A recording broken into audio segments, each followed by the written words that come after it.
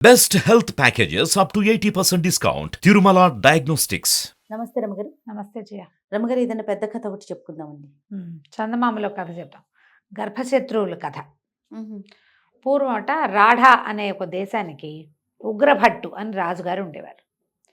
వివాహితుడే ఆయన. ఆయనకి మనోరమ అనే పేరుతోటి భార్య కూడా ఉండేది. సంతానం ఇంకా కలక్క ముందు చుట్టుపక్కల గ్రామాల నుంచి రకరకాల నాటకాలు అవి కట్టేవాళ్ళు బోళ్ళంతమంది వచ్చి డ్రామాలు అవి వేశారట ఇక్కడ. అయితే ఒకళ్ళు మోహిని భస్మాసుర నాటకం ప్రదర్శించారు. కళావంతుల కుటుంబం ఒకటి. అయితే మోహిని భస్మాసురులో ముందంతా శివుడు భస్మాసురుడు ఉంటారు కదా. కథ రక్తి కట్టేసరికి మోహిని అవతారం వస్తుంది. అవును, భస్మాసురులో మోహిని భస్మాసురులో అదే కదా. అయితే ఆ మోహిని వేషం వేసింది ఎవరు? ఆ నాటకం కంపెనీ తాలూకు ఓనర్ యొక్క కూతురు లాస్యవతి, ఆ అమ్మాయి పేరు. ఆ పిల్ల మోహిని వేషం వేసింది. మహాద్భుతమైన సౌందర్యవతట అమ్మాయి, చక్కగా ఉంది.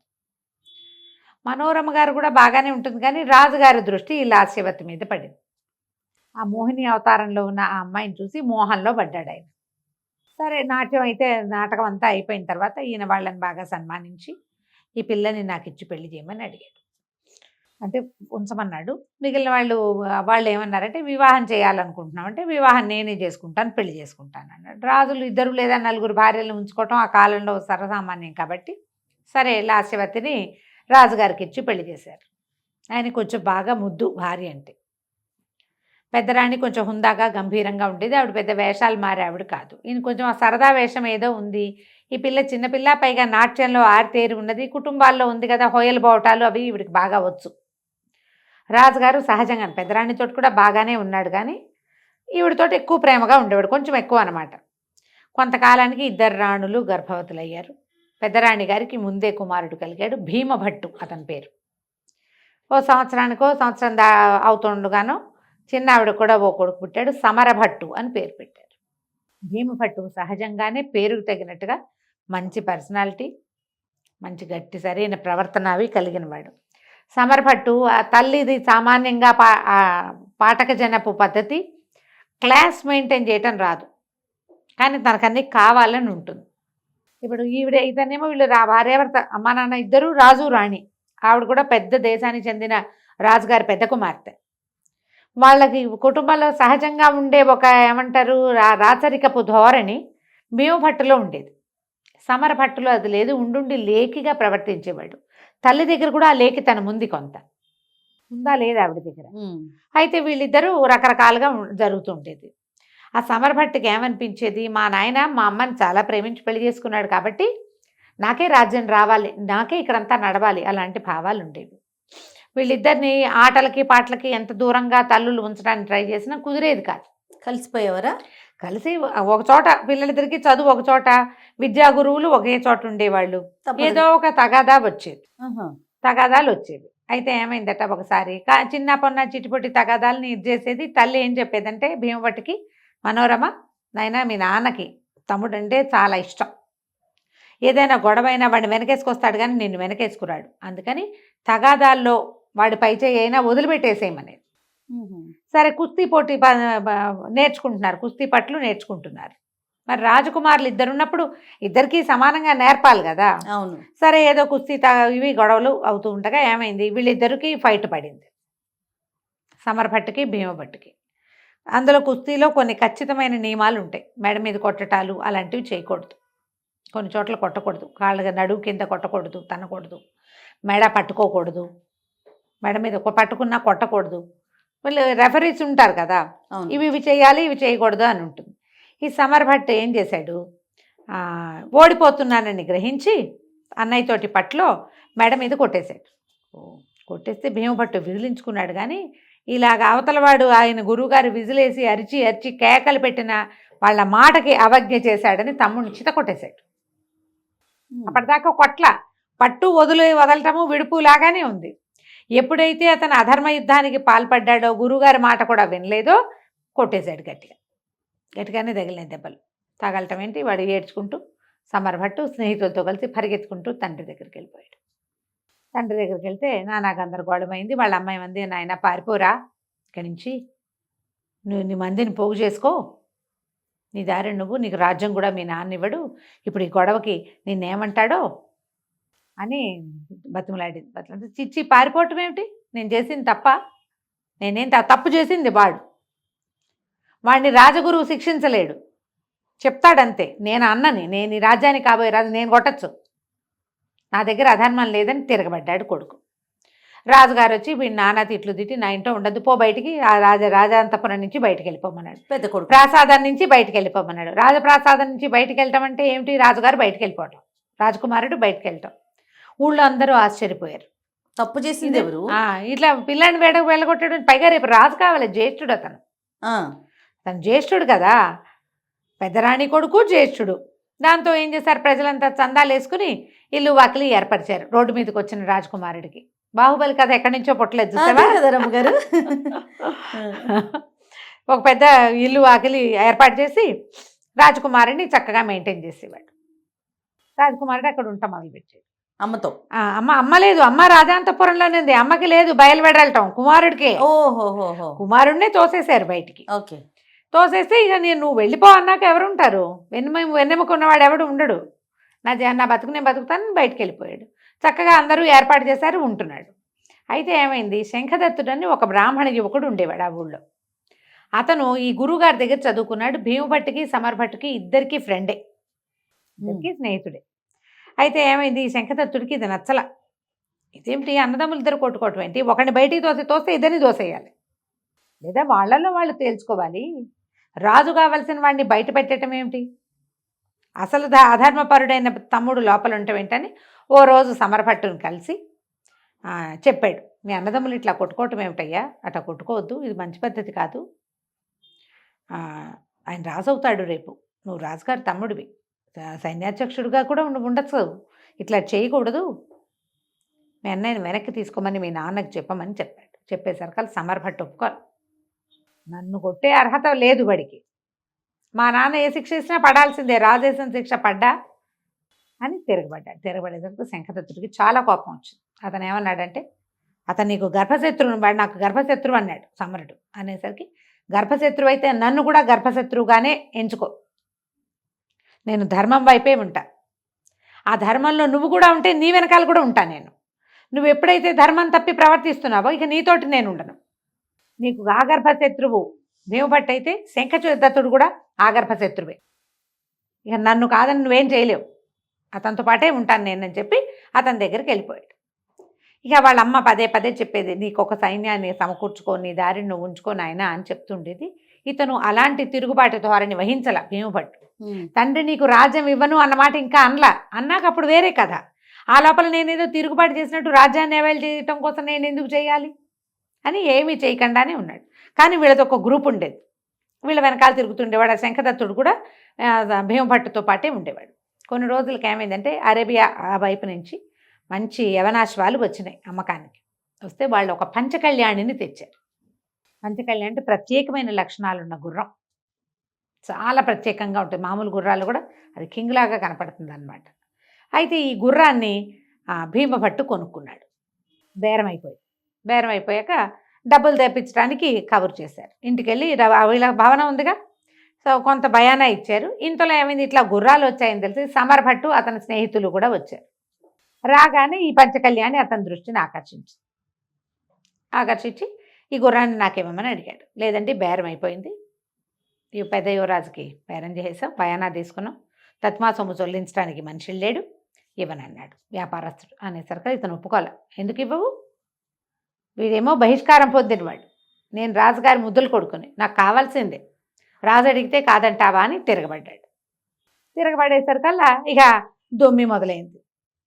భీమభట్టు అతని అనుచరులు, శంఖదత్తుడు కూడా ఉన్నాడు, సమరదత్తుడు అతని ఫ్రెండ్స్, అందులో కొంతమంది ఏమో రాజ సైనికులు కూడా. దొమ్మి మొదలయ్యేసరికల్లా వీళ్ళిద్దరూ చాలా గట్టివాళ్ళు, భీమభట్టును శంఖదత్తుడు పారిపోయారు. మిగిలిన వాళ్ళు ఇతను దొరికేశాడు, సమరభట్టు దొరికేశాడు. రాజుగారి చిన్న కుమారుడు శంఖదత్తుడికి దొరికితే పీక ఉత్తరిచ్చేసేవాడే కత్తిపెట్టి. కానీ భీమభట్టు అన్నాడు, వద్దు వద్దు, మా నాయన ఏం కావాలి, ఎంతో ముద్దుగా పెంచుకున్నాడు, నన్నేమో బయటికి దోసాడు, వీడికి చచ్చిపోయాడు అనుకో, మా నాన్న ఏమవుతాడు, వదిలేసేయి, వాడికే బుద్ధి వస్తుంది అని చెప్పి వదిలి ఇచ్చేసాడు. వదిలిపెట్టేసి వీళ్ళు గుర్రం తీసుకుని ఇంటికి వెళ్ళేసరికల్లా ఈ సమరదత్తుడు తండ్రి దగ్గరికి వెళ్ళిపోయి నేను కొనుక్కున్న పంచకళ్యాణిని భీముడు లాగేసుకున్నాడు, నన్ను కొట్టి తరిమేశాడు అని తండ్రికి చెప్పాడు. ఎప్పుడైతే అక్కడికి కబురెళ్ళి రాజుగారు ఉద్రేకపడి లాస్యవతి ఇంకేముంది నా కొడుకుని చంపేసేలాగా ఉన్నాడు, మెడ పట్టుకున్నారు, దెబ్బలు తగిలినాయి ఇతనికి, ఆ సమరభట్టుకి దెబ్బలు తగిలినాయి, మెడని గట్టిగా పట్టుకుంటే మెడ నలిగి కనపడదు, నా పీక పట్టుకున్నాడు, పట్టుకున్నవాడు శంఖదత్తుడైతే భీముడే పట్టుకున్నాడని చెప్పాడు. ఎట్లాగైనా వాడి పీడ విరగడి చేసేసుకోవాలంటే అక్కడి నుంచి లాస్యవతి గోలు పెట్టి ఏడ్చింది, నా కొడుకుని చంపేసేలాగా ఉన్నాడు, రాజ్యానికి పోటీ వస్తున్నాడని నీ పెద్ద కొడుకు చంపేస్తాడు, నన్ను మా ఇంటికి పంపించేసి నా కొడుకుని మా అన్న వాళ్ళు రక్షిస్తారు అని కేకలు పెట్టేసరికల్లా రాజుగారు మహా ఉద్రేకం పడిపోయాడు. ఇక ఇతనికి మరణశిక్ష విధించే సమయం వచ్చేసింది. అక్కడ ఎప్పుడైతే ఈ తగాదా ఈ మాటలు అరుపులు రాగానే దాసీలు కొంతమంది పరిగెత్తుకుంటూ వచ్చి పెద్దరాణి గారు అంతఃపురానికి అందించారు.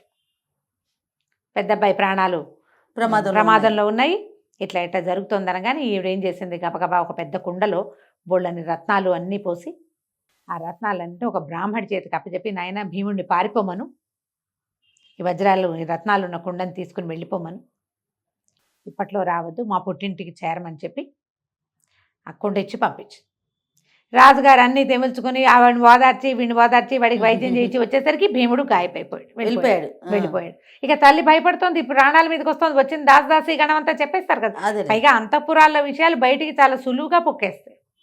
సరే భీమదత్తుడు మా శంఖదత్తుడు ఇద్దరు కలిసి, భీమభట్టు శంఖదత్తుడు ఇద్దరు కలిసి బయలుదేరి వెళ్ళిపోయారు. పంచకళ్యాణి వేసుకుని ఒకటి, రెండో గుర్రం ఇంకో గుర్రం వేసుకుని పారిపోయారు. శంఖదత్తుడు ఈ వ్యవహారంలో ఉన్నాడో లేదో వాళ్ళకి తెలియదు, కానీ అతనికి తోడు ఉండాలి, అతనితో ఉందామనుకున్నాడు కదా. ఇక వెళ్ళి వెళ్ళి వెళ్ళి వెళ్ళి ఎక్కడికో అడవులు దాటి పరిగెత్తేశారు. పెద్ద కుండ, ఆ కుండను పట్టుకుని ఇంకా ఏమీ లేదు వాళ్ళ దగ్గర. ఆ భవనం కూడా ప్రజలు ఏర్పరిచింది, ఫుడ్ రోజు బయట నుంచే వస్తుంది, వాళ్ళకేం అక్కడ వ్యవహారం ఏం లేదు పాపం. సరే వెళ్ళగా వెళ్ళగా ఏమైంది, ఒక రెల్లు పొదల్లోకి వెళ్ళారు వీళ్ళు, రెల్లు వనం ఉంది అక్కడ. ఆ రెల్లులోకి వెళ్ళాక ఆ రెల్లులో బోల్డ్ చోట్ల సింహాలు కొన్ని పడుకుని ఉన్నాయి. ఆ సింహాలు వెంపడబడ్డాయి, రెల్లు పొదలు గుచ్చుకుపోతూ ఉంటాయి, అది దాటడం ఎట్లాగో తెలియలా. ఆ సింహాలని చంపగలిగినన్నిటిని చంపారు. గుర్రాలు బాగా దెబ్బతినిపోయినాయి, పిచ్చిగా అలిసిపోయారు వీళ్ళు, కుండ ముయ్యలేకపోతున్నారు, అది పోసుకోవాలి కదా. అక్కడి నుంచి ఏం చేశారు, చంపగలిగినన్ని సింహాలను చంపారు, గుర్రాలు 2 చచ్చిపోయినాయి. పీకెత్తున్న సింహాలు మీద పడి వీళ్ళకి 1-2 చిన్న దెబ్బలు తగిలినాయి. కాలి నడకనే బతుకు జీవుడా అని ఎట్లా గొట్లా ఆ కుండ మోసుకుంటూ దిగారు, బయటికి వెళ్ళిపోయారు. బయటికి వెళ్తే పెద్ద గంగా ప్రవాహం. వెళితే అక్కడ ఏమైందంటే ఆ గంగా నది ఒడ్డున ఒక ఆశ్రమం కనపడింది. ఒక రాజకుమారుడు అక్కడికి తపస్సు చేసుకోవడానికి వచ్చాడు. అతను రాజకుమారుడే, చిన్న పరగణాకి రాజు. నా రాజ్యం పోయింది, నాకు వేరే దిక్కు లేదు, నా తరఫు నుండి పోరాడే వాళ్ళు ఎవరు లేరు, విసిగిపోయాను జీవితంలో, నాకు ఏ సహాయము లభించేలాగా లేదు, అందుకని నేను ఇంకా తపస్సే మార్గము, ఏదో ఒకటి నాకు వలసింది, అంటే నాకు ఏది కావాలో అది ఇవ్వు అని భగవంతుని ప్రార్థిస్తున్నానంటే ఇతను అన్నాడు, ఎందుకు, నువ్వు ఆస్తి స్వాస్తి సంపాదించుకో, మీ ఊళ్ళోకి వెళ్ళి రాజులా కాకపోయినా సరే కొంచెం ధనవంతుడిగా బతుకు, ఈ కుండని మొయ్యలేకపోతున్నా, ఈ కుండ తీసుకోమని ఆ వజ్రాలున్న ఆ కుండని అతని చేతిలో పెట్టేశాడు. చేతిలో పెట్టి నువ్వు నిదాన్ని వెళ్ళిపో, మా బతుకు మేము బతుకుతాం, మాకు ఖడ్గ విద్యలు అవి వచ్చు. ఈ కనపడిన రాజకుమారుడికి పెద్దగా విద్య రాదు, అతనికి ఆనువంశికంగా వచ్చిన ఆస్తి అదంతా పోయింది దాయాదుల వల్ల.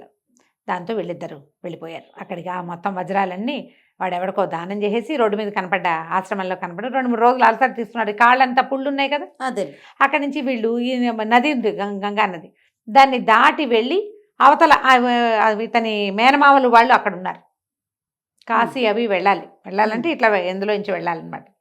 ఏదో పడవ ఎక్కారు, పడవ కాస్త పగిలిపోయింది, చెరోదారి అయిపోయారు. అయ్యో, శంఖదత్తుడు లేడు, దొరకలేదు. ఈ భీమభట్టు మాత్రం లాట దేశానికి చేరాడు. ఎంత వెతికినా ఆ నదిలో దొరకలేదు, అతను ఇంకెక్కడికి వెళ్ళిపోయాడో ఇతనికి తెలియదు. ఈ లాట దేశానికి చేరితే వీళ్ళు ఉన్నది రాఢా నుంచి లాట దేశానికి వచ్చాడనమాట. లాట దేశానికి వస్తే ఏమీ లేవు, కట్టుబట్టలతోటే కదా, తడి బట్టలు.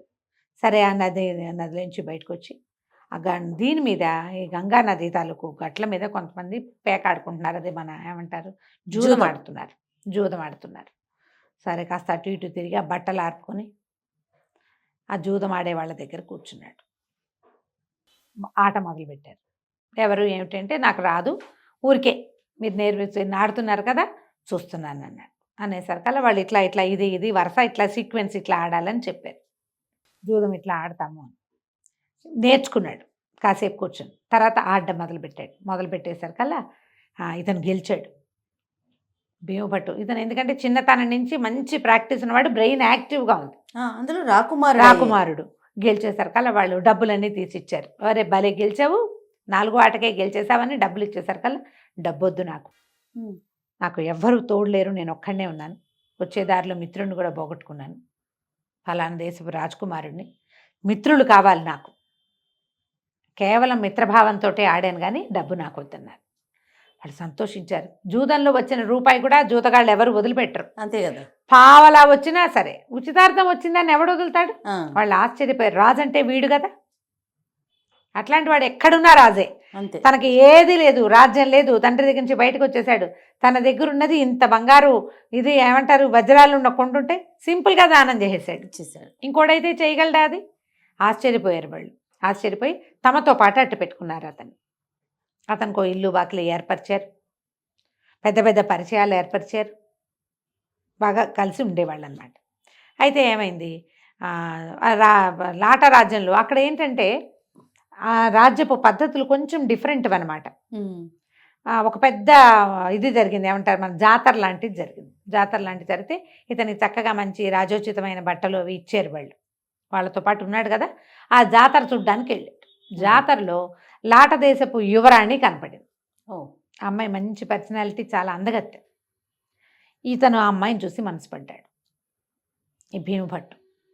దాంతో వీళ్ళు ఏం చేశారు, నువ్వు రాజకుమారుడివి, నువ్వు వెళ్ళి మీ పిల్లని నాకు ఇవ్వండి అని అడగచ్చు అని చెప్పి పెద్ద పెద్ద పరిచయాలు ఉన్నాయి వాళ్ళకి. జూదగాళ్ళకి వాళ్ళకి పరిచయాలు పెద్దవి ఉంటాయి, నేలబారు జూదాలు కాదవి. అదేలేండి. వాళ్ళు ఏం చేశారు, తమకు పరిచయం ఉన్న ఒక సైన్యాధిపతి ఒక మంత్రి గారి ద్వారా రాజుగారి దగ్గరికి మన భీమభట్టుని ప్రవేశపెట్టారు. అతని ప్రవర్తన, హుందాగా మాట్లాడే తీరు అవి చూసి ఎవరు ఏమిటి కనుక్కొని రాఢాదేశపు యువరాజని, ఇతనే పెద్దవాడని కనుక్కుంటారు. వాళ్ళకి తెలుస్తాయి అన్నీ. కనుక్కుని ఏ పని మీద వచ్చారు ఏమిటంటే, ఏదో దీనికి వచ్చాను, ఎప్పటికో వెనక్కి వెళ్తాను, మీ అమ్మాయిని ఇస్తే పెళ్లి చేసుకుంటానన్నాడు. ఆయన తను రాజకుమారుడేనని రూఢి చేసుకుని పిల్లనిచ్చి పెళ్లి చేసేసాడు. పెళ్ళి అయిపోయింది. ఇప్పుడు అదృష్టవంతుడిని చెడగొట్టేవాడు లేడు. అంతే కదా, వివాహం అయిపోయింది. వివాహం అయ్యేసరికల్లా ఏముంది, ఇంకా చక్కగా ఎక్కిపోయాడు రాజ్యానికి, రాజు అయిపోయాడు. లాట దేశానికి రాజుగారికి ఇద్దరే కూతుళ్ళు, ఇద్దరే ఆడపిల్లలు. ఆటోమేటిక్గా పెద్ద కుమార్తె భర్త రాజు అవుతాడు. రెండో అమ్మాయి పెళ్లి చేయాలి అతను. అయితే ఈ రాకుమార్తె వివాహ సమయంలో ప్రచారం జరిగింది, ఎక్కడి నుంచో వచ్చి ఒంటరిగా వచ్చిన రాకుమారుడికి ఇచ్చి పెళ్లి చేస్తున్నారని. మరి ఊరంతా చెప్పుకుంటారు కదా. ఈ గంగానదిలో పడి ఎలాగో ఈ లాట దేశంలో ఒక కొస భాగానికి చేరిన శంఖదత్తుడు ఈ విషయం విని ఖచ్చితంగా అతను తన స్నేహితుడే అయ్యుంటాడని అతన్ని వెతుక్కుంటూ వచ్చాడు. శంఖదత్తుడు కూడా జీవించే ఉన్నాడు. సరే, తన స్నేహితుడిని తన దగ్గర చేర్చుకున్నాడు. ఇద్దరు అమ్మాయిల్లో పెద్ద అమ్మాయికి భర్త అయ్యాడు కాబట్టి రెండో అమ్మాయిని రాజుగా ఉండి ఏం చేశాడు, ఈ లోపల వీళ్ళకి కొంతకాలం గడిచేసరికి కబురు ఏమొచ్చింది, రాఢాదేశపు రాజుగారు అయినటువంటి ఉగ్రభట్టు మరణించాడని. పెద్ద అబ్బాయి లేడు కాబట్టి చిన్న అబ్బాయి రాజు అయిపోయాడు, సమరభట్టు రాజు అయిపోయాడు. రాజు అవగానే ఈయన ఉత్తరం రాశాడు అనమాట, ఇతను భీమభట్టు ఉత్తరం రాశాడు. ఓ సమరభట్టు, నువ్వు రాజ్యాధికారి అయ్యే అర్హత లేదు నీకు, నువ్వు రెండో భార్య కుమారుడివి, పట్టపురాణి కుమారుణ్ణైన నేను బ్రతికే ఉన్నాను, అది ఆ రాజ్యం నాది, రాజ్యం ఇస్తావా యుద్ధం చేస్తావా అని. సమరభట్టు తిక్కవాడు, అన్నయ్య బలం తెలుసు వాడికి, అయినా కూడా యుద్ధానికే సిద్ధపడ్డాడు. దాంతో ఇతను వచ్చాడు యుద్ధానికి. వస్తే ఇతను ఒక రత్నాల కొండ ఒకడికి దానం చేశాడు చూడు, అతను ఆ ప్రయాణపు మధ్యలో ఉన్నటువంటి పరగణాలకి రాజయ్యాడు. రాజయ్యి అతను కూడా కొంత సైన్యాన్ని సమీకరించి ఇచ్చాడు వీళ్ళకి. ఈ ఒక పెద్ద సైన్యం, ఒక చిన్న సైన్యం వచ్చినాయి. ఈ రెండు సైన్యాలతోటి భీమభట్టు శంఖదత్తుడితో సహా వచ్చి దీని మీద పడ్డాడు, రాఢా మీద. యుద్ధంలో సమరభట్టు భీమభట్టు కాల్బంట్లలాగా కొట్టుకున్నారని రాస్తారు కథలో. గుర్రాలు దిగేసి కత్తులు చేసి యుద్ధం చేస్తే సమరభట్టు భీముడికి దొరికేశాడు. దొరికేస్తే భీమభట్టు అతన్ని చంపలేచ్చి, పిరికి పందవి నువ్వు, నీకు సొంతంగా ప్రతాపం లేదు, వీళ్ళందరినీ చంపడానికి యుద్ధానికి వచ్చావు, ఇంతమంది చచ్చిపోయారు నీ వల్ల, ఇప్పుడు నిన్ను చంపేస్తే తండ్రి ఎటాಗೂ లేడు, మీ అమ్మ నిన్ను గారాబంగా పెంచుకుంది, నీ శక్తి తెలియక పెంచింది, గొప్ప నువ్వే రాజు అవుతావు, మీ నాన్నకి నేనంటే ఇష్టం కాబట్టి ఇలాంటి పిచ్చి మాటలు చెప్పి ఆవిడ ఏమవుతుంది, పో ప్రాణాలు దక్కించుకుని మీ అమ్మని తీసుకుని ఎక్కడికైనా భిక్ష పెట్టాడు, వెళ్ళిపోమని ప్రాణభిక్ష. వదిలేసాడు. ఉమ్. వదిలేస్తే ఇంకా అక్కడ ఉండలేక లాస్యవతి కుమారుడితో కలిసి తన అన్నదమ్ములు ఉన్నటువంటి అదేదో పల్లెటూరికి కుమారుడిని తీసుకుని వెళ్ళిపోయింది. వాళ్ళంతా శక్తియుక్తులు ఉన్న వాళ్ళు కాదు. రాఢా దేశాన్ని మళ్ళీ చేజిక్కించుకున్న భీమభట్టు తన స్నేహితుడైన శంఖదత్తుడికి ఎంతో పెద్ద సన్మానం చేశాడు. తనకప్పుడు సహాయం చేసిన వాళ్ళందరికీ జాగీర్లు ఇచ్చాడు. తను పారిపోయేటప్పుడు సహాయం చేసిన వాళ్ళందరికీ సన్మానాలు చేసి తన మరదల్ని శంఖదత్తుడికి ఇచ్చి వివాహం చేసి అతనికి లాట దేశాన్ని కానుకగా ఇచ్చాడు. అబ్బా. తన రాఢాలో తను ఉండిపోయి లాట దేశానికి శంఖదత్తుడిని రాజును చేశాడు. ధర్మం పక్షాన నిలబడ్డ వాడికి ఎప్పుడూ జయం మంచి కలుగుతుంది. జరుగుతుంది.